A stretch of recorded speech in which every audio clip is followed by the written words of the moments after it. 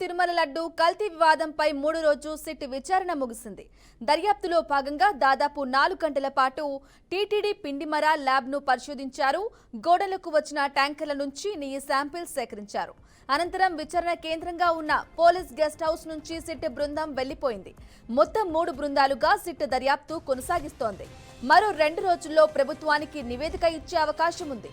ఇప్పటికే కేసుకు సంబంధించి ఒక అంచనాకు వచ్చినట్లు తెలిసింది.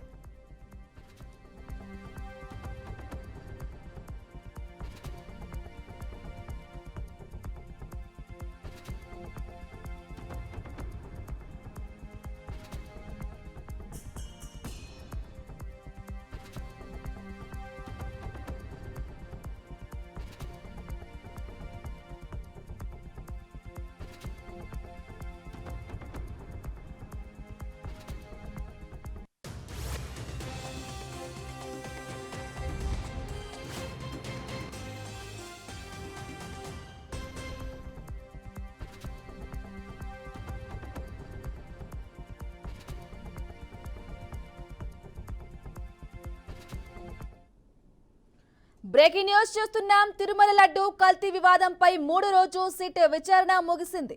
దర్యాప్తులో భాగంగా దాదాపు 4 గంటల పాటు టీటీడీ పిండిమర ల్యాబ్ను పరిశోధించారు. గోడలకు వచ్చిన ట్యాంకర్ల నుంచి నెయ్యి శాంపిల్స్ సేకరించారు. అనంతరం విచారణ కేంద్రంగా ఉన్న పోలీస్ గెస్ట్ హౌస్ నుంచి సిట్ బృందం వెళ్లిపోయింది. మొత్తం 3 బృందాలుగా సిట్ దర్యాప్తు కొనసాగిస్తోంది. మరో 2 రోజుల్లో ప్రభుత్వానికి నివేదిక ఇచ్చే అవకాశం ఉంది. ఇప్పటికే కేసుకు సంబంధించి ఒక అంచనాకు వచ్చినట్లు తెలిసింది. ఇక ఇదే అంశంపై మరింత సమాచారం అందించడానికి మా కరెస్పాండెంట్ గోపీనాథ్ అందిస్తారు. గోపీనాథ్, చెప్పండి.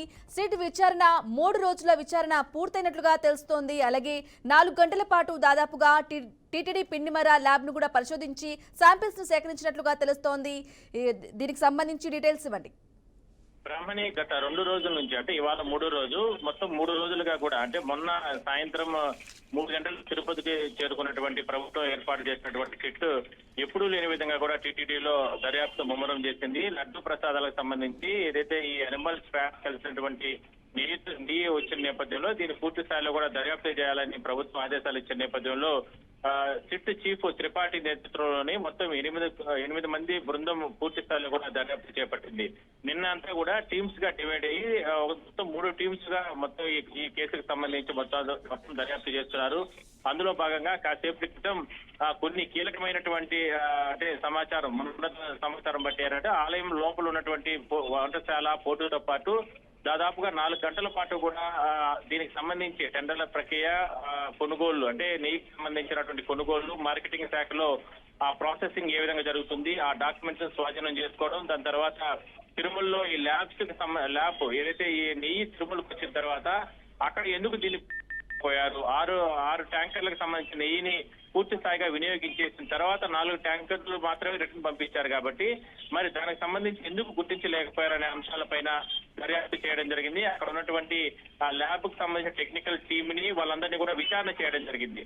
మొత్తం మీద 6 ట్యాంకర్లకు సంబంధించి కూడా వినియోగించేశారు. కాబట్టి మరి ఆలయం లోపలికి వెళ్లే సమయంలో అక్కడ ఉన్నటువంటి రికార్డ్స్ వాటన్నిటిని కూడా పరిశీలన చేసి వాటన్నిటిని కూడా స్వాధీనం చేసుకోవడం జరిగింది. మొత్తం మీద చాలా అంశాల్లో వీళ్ళు చాలా క్లారిటీగా దీన్ని దర్యాప్తు చేశారు. మరోవైపు ఆల్రెడీ ఇవాళ తెల్లవారుజాము నుంచే చెన్నై ఒక టీం వెళ్ళడం జరిగింది. అక్కడ కూడా ఏఆర్ కంపెనీకి సంబంధించి అక్కడ వ్యవహారాలు అంటే కంపెనీకి సంబంధించి పూర్తి స్థాయిలో దర్యాప్తు చేసే విధంగా కూడా ఈ నెయ్యి కొనుగోళ్లు అంటే టీటీడీ ఏ విధంగా కొనుగోలు చేసింది, వాళ్ళ టెండర్ ప్రక్రియ ఏంటి, లేదంటే వాళ్ళ కంపెనీకి సంబంధించిన స్టాండర్డ్స్ ఏంటి, అంటే ఆలయంతో పాటు తిరుమల ఆలయంతో కాకుండా ఇంకా దేశవ్యాప్తంగా ఇంకెక్కడెక్కడ వీళ్ళు పంపిస్తున్నారు అనే కోణాల్లో కూడా దర్యాప్తు చేయడం జరిగింది. మొత్తం చాలా కీలకమైనటువంటి సమాచారాన్ని, కీలకమైనటువంటి డాక్యుమెంట్స్ ని అన్ని కోణాల్లో కూడా వీళ్ళు స్వాధీనం చేసుకున్నారు.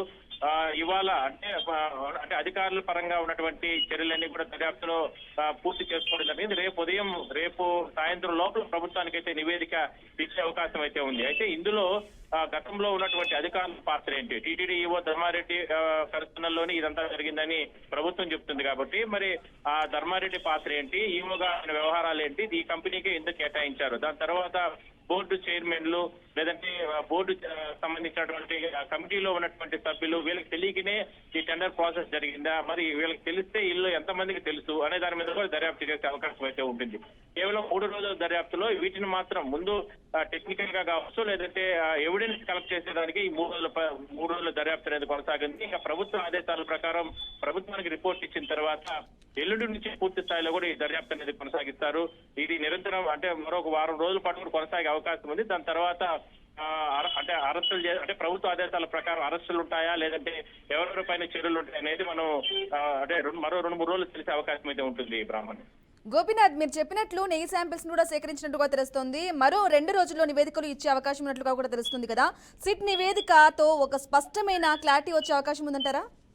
అంటే ఖచ్చితంగా, ఎందుకంటే అంటే ఈ నెయ్యి ట్యాంకర్లకు సంబంధించి 6 ట్యాంకర్లు లడ్డూ ప్రసాదాలు వినియోగం చేశారు.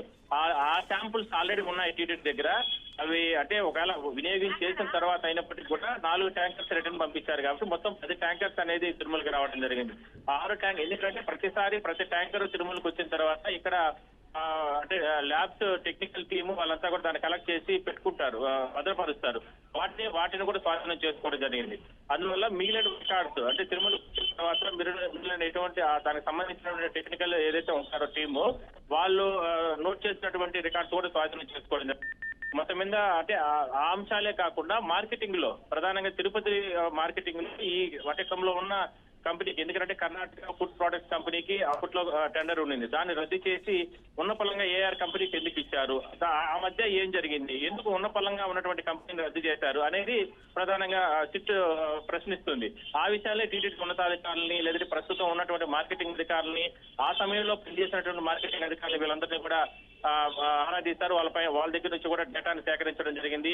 మొత్తం మీద అన్ని కోణాల్లో కూడా దీని దర్యాప్తు అనేది చేయడం జరిగింది. 3 కోణాల్లో దర్యాప్తు. ఒకవైపు శ్రీవారి ఆలయం లోపల వంటశాల సిబ్బంది, అదేవిధంగా లడ్డు ప్రసాదాలు తయారు చేసే సిబ్బంది కావచ్చు, వాళ్ళతో కూడా వాళ్ళ దగ్గర నుంచి కూడా ఫీడ్బ్యాక్ తీసుకున్నారు.